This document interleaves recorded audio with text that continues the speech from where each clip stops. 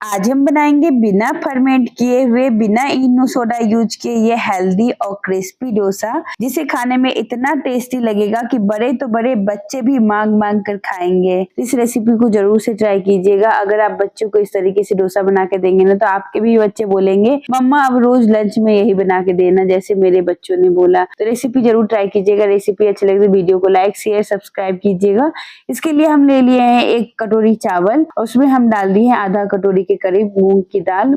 अब मूंग की दाल के साथ साथ इसमें 2 चम्मच भर के डाल दिए हैं चने की दाल और इसे 3 से 4 घंटे के लिए भिगो के रख दिए हैं। 3-4 घंटे के बाद ये अच्छे से सोख हो जाता है। तो इस तरीके से इसे अच्छे से धो के 3-4 पानी से फिर से हम डाल देंगे मिक्सर के जार में और मिक्सर जार में डालेंगे। साथ में डालेंगे इसमें हम लहसुन है 5 से 6 कली लहसुन, 1 से 1.5 इंच अदरक और 3 हरी मिर्च डालकर थोड़ा सा पानी डालेंगे। इसमें पानी डालते वक्त हम कैमरा ऑन करना भूल गए थे, ये पता नहीं क्या हुआ था जिस वजह से ये रिकॉर्ड नहीं हो पाया था।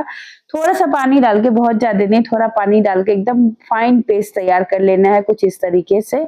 देख सकते हैं इसका पेस्ट तैयार कर लिए हैं। अब इसे एक बॉल में ट्रांसफर कर लेते हैं और इसे हमें फर्मेंटेशन की जरूरत नहीं पड़ती है, ज्यादा देर रखने की जरूरत नहीं पड़ती है। अक्सर हम डोसा बनाते हैं उसे फर्मेंट के लिए 12 घंटे के लिए रख देते हैं, 24 घंटे के लिए रख देते हैं, मगर इसे आप झटपट से आसानी से बना सकते हैं। तो अब इसे हम ढककर 5 मिनट के लिए साइड में रख देते हैं बैटर को सेट होने के लिए। तब तक के लिए हम बना लेते हैं इसके लिए चटनी खाने के लिए इसके साथ। तो चटनी के लिए हम मूंगफली की चटनी बनाएंगे। ये भी चटनी बहुत अच्छा लगता है खाने में इसके साथ और झटपट से बनके तैयार भी हो जाता है। तो एक आधा कप मूंगफली को हम भून के रोस्ट कर लिए हैं बिना तेल का। उसके बाद हम ले लिए एक पैन में थोड़ा सा तेल डाल दिए, उसमें डालेंगे अदरक लहसुन और हरी मिर्च। इसे हम फ्राई कर लेंगे कलर आने तक। उसके बाद हम मूंगफली में जितना छिलके निकल सके उतना छिलका निकाल लेना है। उसके बाद डालेंगे इसको मिक्सर के जार में। साथ में डालेंगे हम इसमें घिसा हुआ नारियल। तो ये सूखा नारियल है, आपके पास पानी वाला नारियल हो तो आप वो भी छोटे छोटे टुकड़ों में काट के डाल सकते हैं। साथ में डाल देंगे अदरक लहसुन और हरी मिर्च और आधी चम्मच नमक डालेंगे स्वादानुसार और थोड़ा सा पानी डालकर पीस लेंगे। थोड़ा क्या मतलब आधा कप के करीब पानी डालेंगे और पानी डालकर पीस कर इस तरीके से चटनी बनाकर तैयार कर लेंगे। तो देख सकते हैं एकदम फाइन पीस लेना है और चटनी बनके तैयार हो गया है। तब इसमें हम लगा देते हैं तड़का।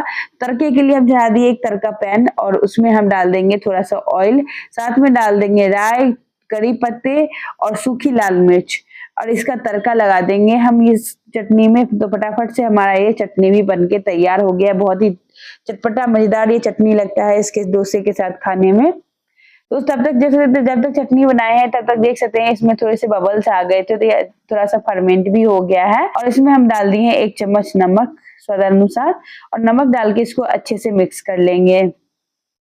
और ये से हमें डोसा की तरह ज्यादा देर के लिए रखने की जरूरत नहीं पड़ती है, फटाफट बनती है और क्रिस्पी भी बहुत लगता है। ये डोसा खाने में टेस्टी भी लगता है और साथ साथ हेल्दी भी होता है। तो अब इसे हम डोसे के तावे पे डालेंगे एक करछी ये बैटर और अच्छे से स्प्रेड करते हुए पहले सेंटर में स्प्रेड करेंगे ताकि सेंटर में मोटा ना हो जाए। उसके बाद धीरे धीरे करके पूरे तावे पे जैसे डोसा बनाते हैं ना वैसे स्प्रेड करते जाएंगे और जब थोड़ा सा सेट हो जाए बैटर, उस सूख जाए तो गीला ना रहे, तब उसके बाद हम इसमें लगा देंगे थोड़ा सा ऊपर से ऑयल। ज्यादा ऑयल नहीं डालना है, ऑयल या घी कुछ भी लगा सकते हैं मगर बहुत ज्यादा नहीं लगाना है, बिल्कुल हेल्दी तरीके से बनाना है इसे। तो जब ऑयल लगा देंगे उसके बाद जब इस तरीके से पीछे से कलर दिखने लगे तो इसको हम पलट के दूसरी साइड से भी सेक लेंगे। आप अगर इसे चाहते हो ना कि मसाला डोसा बनाए तो आप आलू का मसाला डाल के इस पे आपको दूसरी तरफ से पलटने की भी जरूरत नहीं पड़ेगी। अब आलू का मसाला डाल के इसे भी तैयार कर सकते हैं। तो इस तरीके से फटाफट बन जाता है ये हेल्दी और टेस्टी डोसा, चाहे आप मसाला डोसा बनाओ या प्लेन डोसा। तो हम प्लेन डोसा ही बनाए हैं और बच्चों को आज हम लंच में यही दिए हैं। मेरे दोनों बच्चों को बहुत अच्छा लगा और पूरा